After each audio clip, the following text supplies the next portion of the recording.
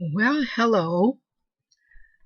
Okay, now this one is I'm just comparing both Biden and Trump, and this is going to be the last one because we have the election coming up in November. So this is going to be the last solar eclipse.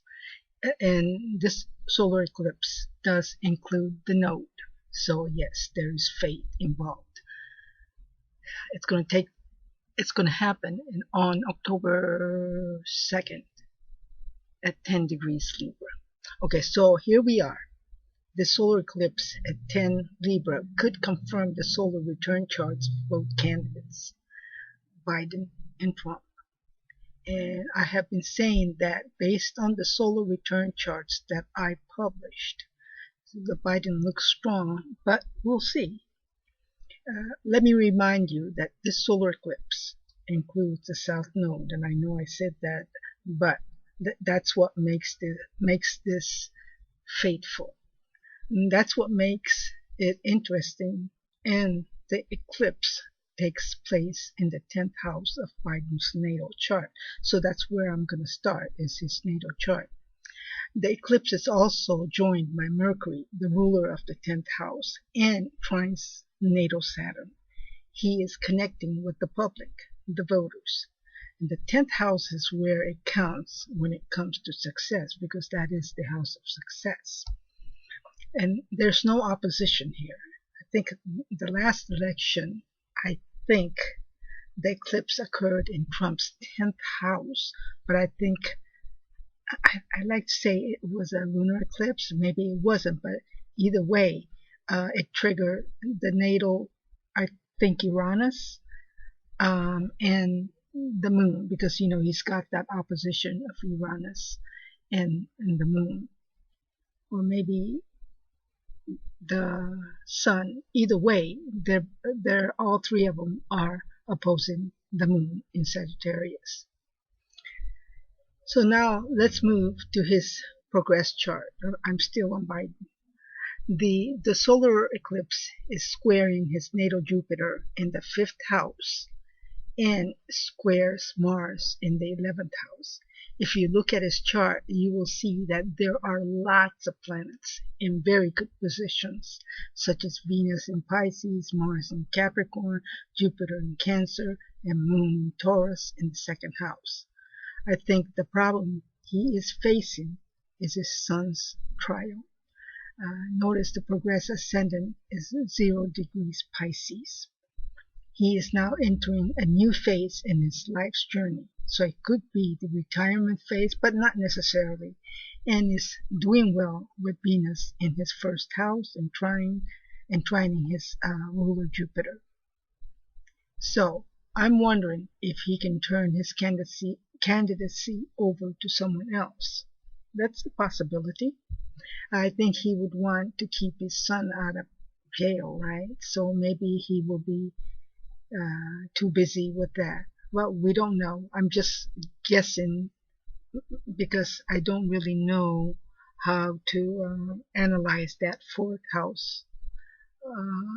And I think it was in the solar return chart. And I kept saying, well, is he staying or is he leaving the house? So he doesn't have any other pressing issues other than I think it's his children. So he can't pardon his son, can he? Well, that I don't know. I think that is his problem. Even the lunar eclipse took place in his 4th house, so it's going to be about family. Now let's move to Trump. I'm going to shift my attention to Trump's progress chart and natal as well. The 10 Libra occurs in his 12th house. That's a misfortunate house. I'll explain this. We already know that he has been convicted. Okay? The ascendant ruler is Mars and Pluto. Moon in Scorpio is also in the 1st house. So Pluto is in the 10th house, squared by the moon in the 1st.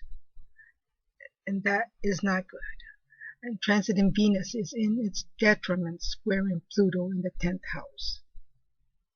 That's not good also.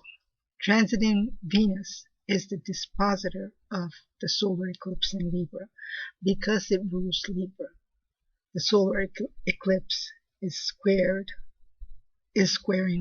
Mars, the ruler of the first house. So see, there's a lot of hard aspects.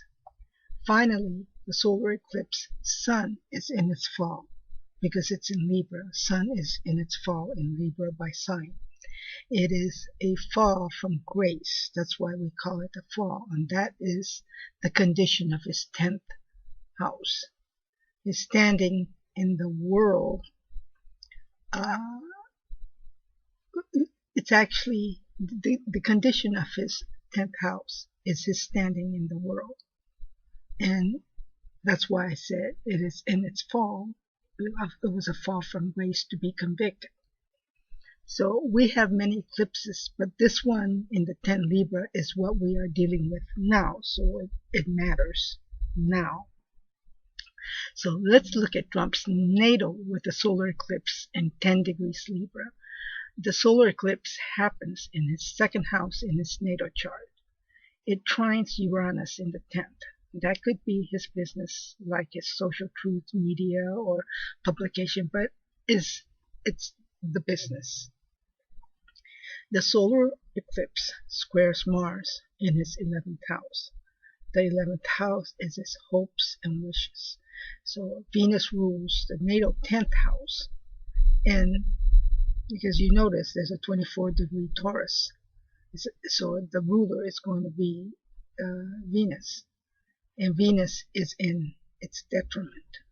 So in summary, the transiting sun in its fall, which does describe this current condition, and the sun, the ruler of his ascendant, that's him, Trump, they're just not in a good situation. Had this solar eclipse been in Aries, it would have been a different story because he would have been exalted. But that's not the case here. He was energized by the solar eclipse in 19 degrees Aries, which happened earlier, I think it was in March this year. But that is now in the past. Also, the solar eclipse squares natal Mercury, the ruler of his 11th house. Again, no, that's the house of hopes and wishes. So we have transiting Mars in the 11th and solar eclipse squaring both the transiting Mars and the natal Mercury, which confirms that he will not get his hopes and wishes. So I do admire his courage. He became president without any political experience, but I think he has stirred up many people who didn't have that kind of courage. So he doesn't look like someone who's going to back down. And there are going to be many more eclipses.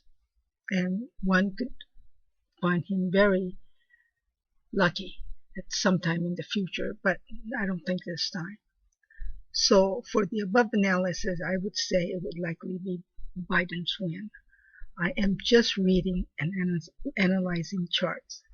So don't get angry at me.